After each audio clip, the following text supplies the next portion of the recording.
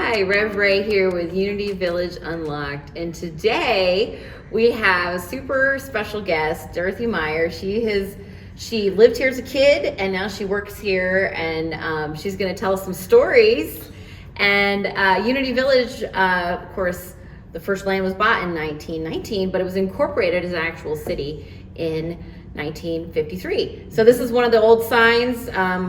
Maybe one day we'll figure out what year that was, but we don't know. So tell us what it was like growing up here.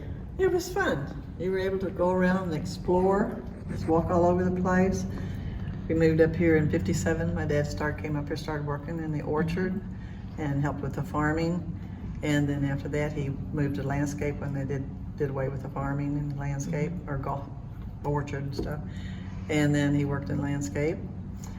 We grew up here. He was a volunteer fireman. Oh, wow. He was when they had the volunteer fire department, he was the assistant chief.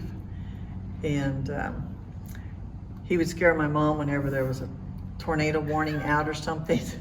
He'd go stand out in the middle of the street in front of our house and look at the sky and everything. See if there was any tornado funnels or any coming up, because if they spotted anything or if there really was a warning, then he had to go get the fire truck, and he drove around Unity inside doing the siren. That was our tornado warning sirens. They didn't have sirens back then. That was the siren we used to let everybody know they had to take cover. Wow. And we took cover down at the old laundromat that did the laundry for the hotels and motels and cottages when the retreatants ran. But it was fun. You got to meet all these people.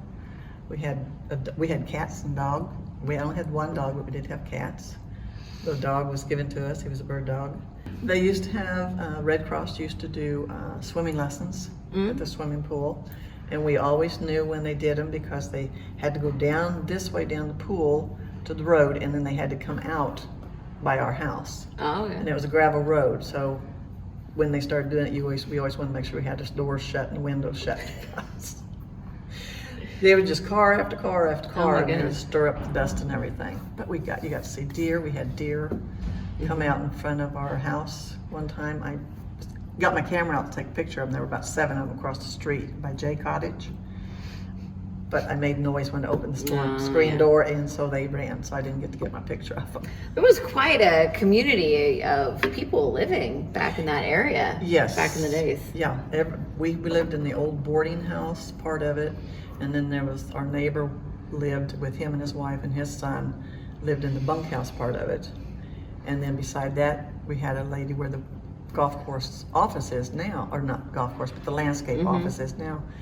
A lady lived there that ran the sales stand when Unity had the sales stand. And then beside her, the Barkers lived there, and then just right on down on the So were there other kids? When Bill Evans moved in where Mark Fuss lives now, he had a daughter that was in my grade school, in my grade.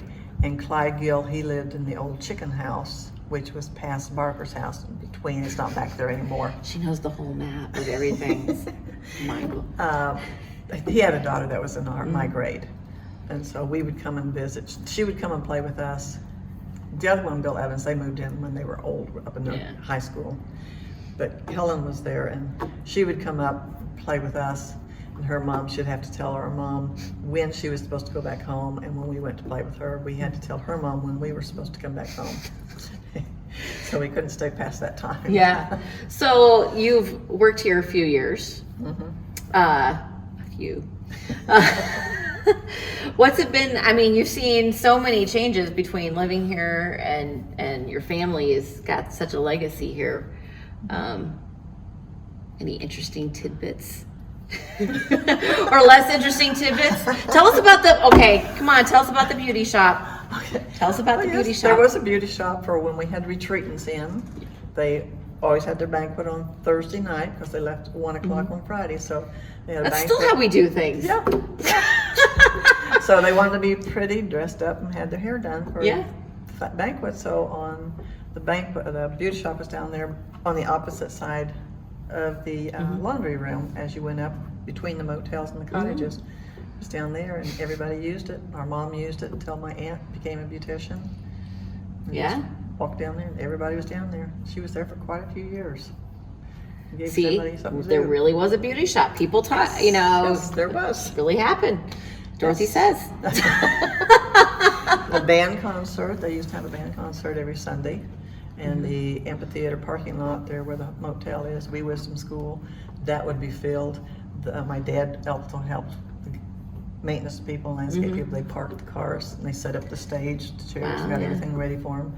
And you can hear them out there blowing the whistles because they would want them to park in a row and then a row. And you could hear them out there because we'd go and get there early and sit with the conductor's wife and her 2 little dog that she brought. And you could hear them out there blowing their whistles because people wouldn't pay attention to what. It was dark out there with the flashlights. They were whistling at these people. This is where we want you to park. Right. And they're whistling. My dad had transferred to the cafeteria, which is in this area right here at that time in '70. And I had just gotten out of my junior year of high school for the summer. And Otto Arney, who was the farm manager at the time, they were needing a dishwasher, and he said, "Don't you have a daughter old enough to work?" And he says, "Well, she hasn't said anything about working, but I can ask her." He says, "We'll talk to her and have her, if she does, have her go up and interview with Lou, talk to Lou," which was the manager of the inn at the time.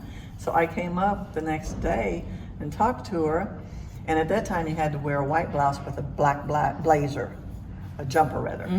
And I told her, I said, "Well, all I have is a red one that I had made in school." She said, "That'll do until you can buy one." So she said, "Go home and come back at 11 o'clock and start working." So I started working in the dish room. Wow. And then I worked there until '77. And then my oldest sister was working, my oldest sister, my younger sister were working in the cassette department at the time. And my oldest one was pregnant, and she was 8th month, and the doctor had told her for the 9th month she could not work. So I asked about transferring up there, so I went up there and worked a month. Bob Drescher in the accounting department found out that I had transferred, and he told Keith McKay at the time, was the personnel director. He said, "Well, I've been wanting Dorothy up here in accounting for the last 2 years. I didn't know she wanted to transfer." So Keith came and talked to me and asked me if I would like to work in the accounting department. And I said, "Well, I don't know. I just started, here in the cassette department." And Grace was over at the time, and he says, "Well, you go home and think about it over the weekend." And he said, "If you want to transfer, that's fine." So I thought about it, and then I told Otto, I said, "I don't have any accounting. I didn't go to college. I took bookkeeping and businesses and stuff like that in high school." And he says, "You don't have to have that." He said, "We'll train you." Back in those days, they trained you to do your job. And I said, "Well, okay, I'll give it a try." So I started out in the check processing area in December, I think it was, November, December of '77. In June of '78, Carol was his assistant director at the county department. She had to have surgery. So they moved me up front to help the one that was helping her do payroll. And then when she retired, they just kept me up there. And you've been up there And ever so I've since? been- Well, there for a while when George Hollerstock, that used to do cost accounting and publishing's time cards and everything, that's when we had a big publishing department. When he retired, I transferred to that job. Oh. But then I still did the publishing's time cards, which was still payroll. Right. So, and then after they hired someone else, they needed someone to do payroll again. I said, "I'll do payroll." Yeah. But I remember enjoy when it. I was in ministerial school, I would come to you and Yes. pay. So Yes, I collected the students' She's- rent and the students' tuition. she's known everybody who's come through here, all the students and everybody, because we had to go pay her, go pay Dorothy. That was Yep. and she's still here. Still, yes, I'm So still here. yeah, I haven't thought about retiring yet. Depends on maybe my they'll health have and to everything. rename the accounting department after you. So, oh yes, and my brother still works here in the golf course. So all of my family, there were 7 of us with my mom and dad and 5 kids. All 6 of us have worked here. One sister hadn't. 6 Wow. of us have worked here. My brother and I still work here. It's a legacy. Well, thank you for being on our video today and telling a little bit about the insider view of living and working at Unity Village, and about the beauty shop, and and about just what it's like to be a kid living here, and all those names. I'm sure people who've been around will listen to all those names you listed and be like, So it was great to have you. Thanks Thank for you. being here, Dorothy. Thank you. It was fun.